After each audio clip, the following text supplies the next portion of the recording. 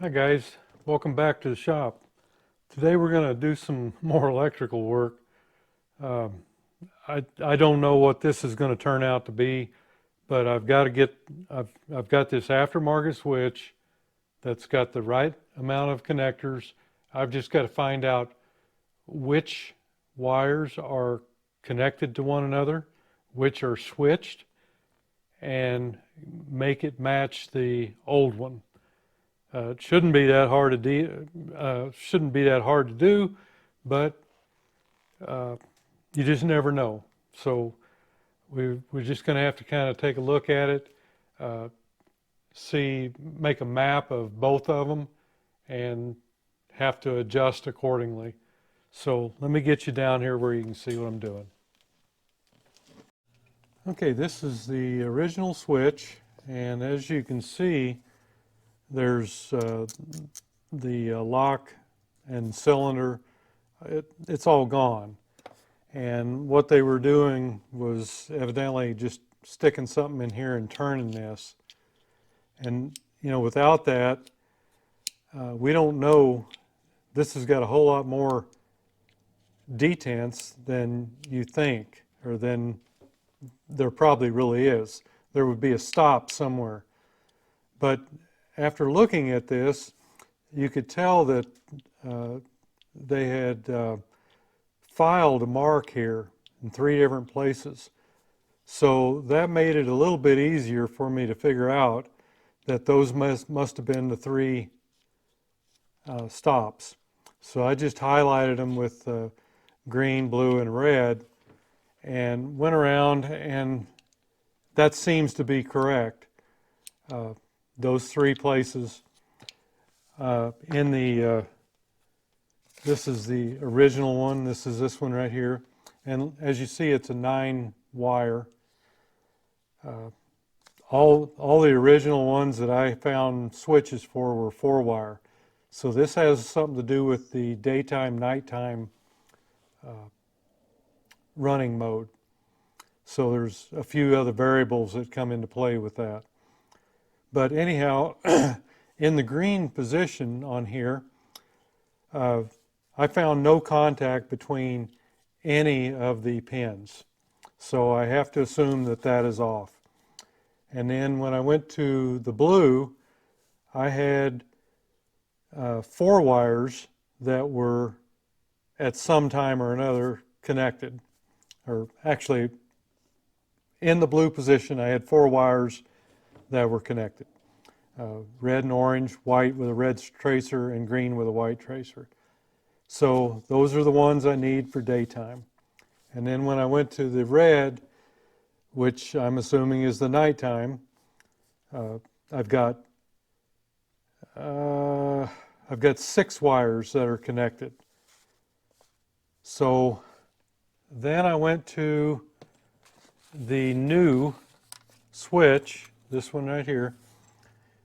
It's got a little different connector. It's similar, but the pins are different. But it has the off 1 and 2. And in that one, in the off, of course, I had no contact, just like I did with the other one.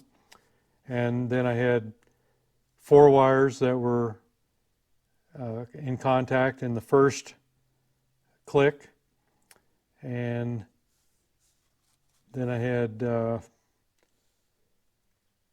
6 wires that were connected in the second one, just so that I'm assuming is going to be the same.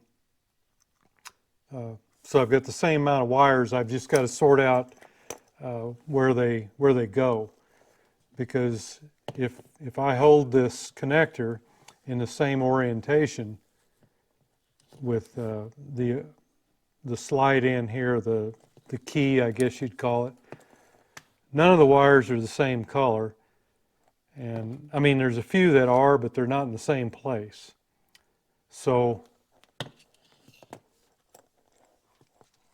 what I have to do is just go in here and pull the wires See, these are different terminals than what I've got. The pins will go into them, but they're not tight like they should be. It should be this kind of connector right here. So I'm going to have to change all the ends on here and then go to this connector shell to match up with the one I've got. So the way I'm looking at things right now, I've got the same amount of wires, the same amount of ones that are connected to one another in the various places. So, you know, well, not the various, it's the first click and the second click. So this one has one more wire and it doesn't go into this connector. It's this one here. It's got a bullet on it. And I was kind of assuming that one was probably ground. And it may be, I don't know. I've got to get it mounted. It's not grounded to the switch case because I've checked that and there's nothing there. So maybe it does go to a ground somewhere else, but I don't think we're going to use it because this one doesn't have it. This one just has the 9 wires that this one has in the connector shell. So I'm going to go ahead and pull these all out, and like I said, I've made a map of both of them. This is the old one, this is the new one, showing where everything is now. So all I've got to do, it's probably easier than what it sounds like. I mean, it's probably not as easy as it sounds, is to, I'm going to use the ones that I have the same, like here in the first click on the new one, I've got a red and an orange, and in the old one, I've got a red and an orange. So I can use those wires in the same locations. But some of them I won't have that benefit, so I'll just have to rename those wires, put a paint daub or wrap some different color tape or something. I've got some different colored tape here. I can wrap around the ends so that I can keep track of which ones are which. I don't think it's going to be easy, but this is what I've got to deal with, so this is what we've got to do. There's just none of these original ones out there, so we're at the mercy of the aftermarket. And I think I've got the resources here to work with. I've just now got to do it. So let me get all these pulled out and probably cut them all off and change the connectors, and then I've got to start relocating them. Okay, I've got all the connectors out, so the next thing we've got to do is just go ahead and trim off all the old terminals.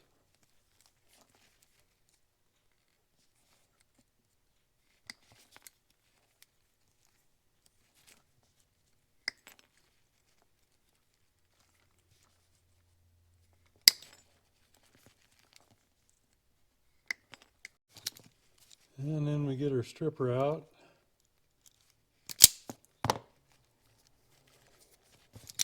Strip all the wire ends.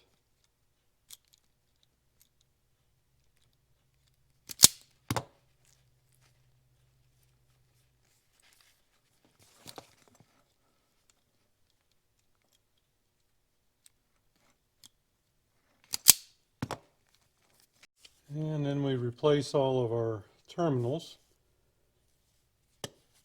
This is the terminal crimper that I get from Vintage Connections, and these are all the terminals.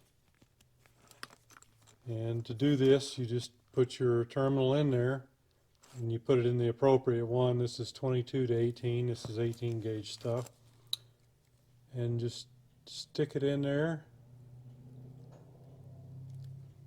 until you see that it's in the right spot over here, and then give it a crimp. And it crimps the wire down here, this crimp, and crimps the insulation right here. So it gives it a good solid crimp. It just takes a little while to do this because it's kind of slow go.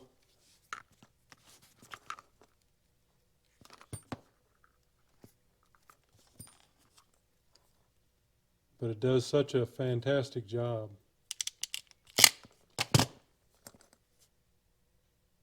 Just like original.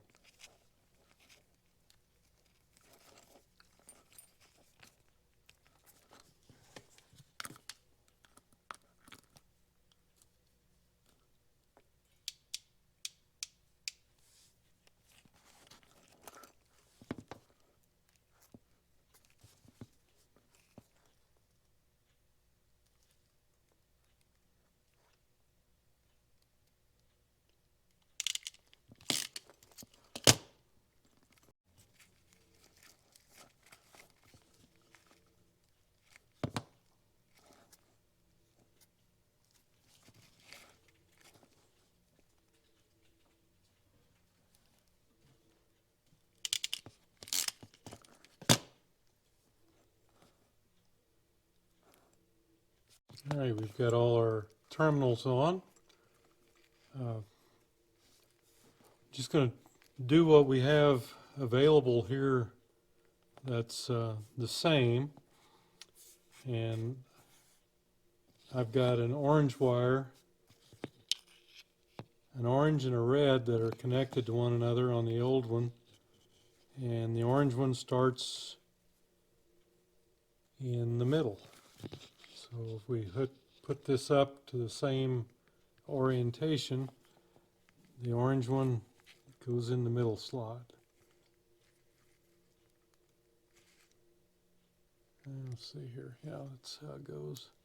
Nope. I'll get that turned over like that.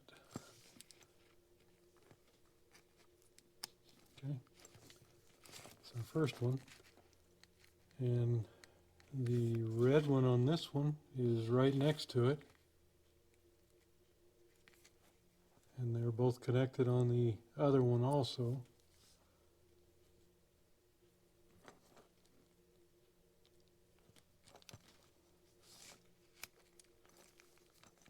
So there's 2 out of the 9.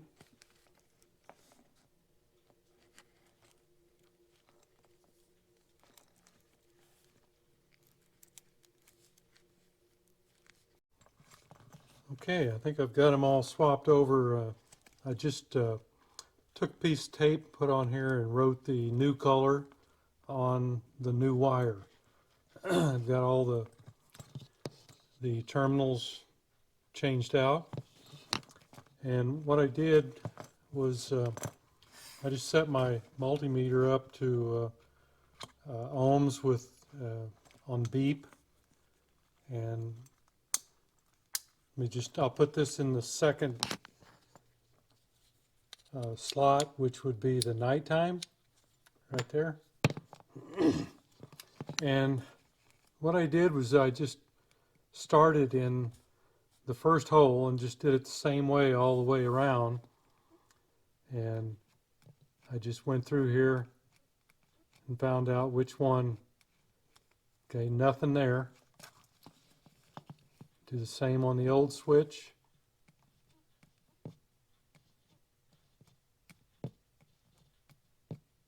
Nothing there. Go to the next one.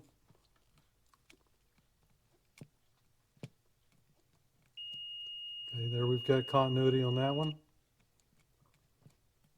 So let's see if we do on this one. Yep. Check the rest of them.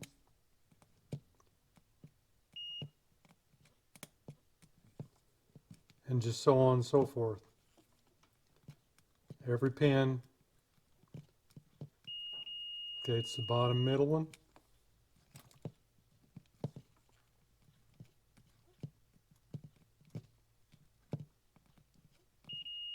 There we go. But that's how I verified everything. And in each switch condition, or each switch selection, um, I still have exactly the same continuity in each terminal, so each switch. So that's how I verified it. I'm going to think about how I want to mark these. I would rather have something other than just tape, but that may be, in the end, the best way, because on the yellow wire, for instance, here, I marked that it is now, or is now, the yellow wire with the white tracer on this one. So it gets a little confusing, but when it's all said and done, each one has continuity exactly as the other one did. So we should be good to go. That's a giant load off my mind there, because I thought this was maybe going to be I don't know. I just didn't think it was going to end well. The only one that I've got is this one wire here that this switch does not have. And right now I'm just going to tape it back, because I don't think I'm going to need it for this one either. So, another little short video there to show some of the things we have to go through with aftermarket stuff. There you go, guys. Like I said, I was kind of worried about this, but it would not have worked out of the box. It was wired wrong. But when we pulled them out, we moved them to where these are. It's really helpful to have the old switch, especially one that works, even though it doesn't work properly. But all the contacts were there, so all we had to do was copy them here, and everything is going to be okay. So we've just gone from one switch to the other, and we verified every single pin. It's exactly the same as the old one, but it was not one of those that you could just bolt in. So beware on switches and things like that. I took a chance on this because I had to get it from Thailand, which it was about 2 weeks to get it, and I had no idea other than it was a 3-position switch and 9 wires, and that's what I needed. So you can do it. I know you can. Thanks for going along on the ride.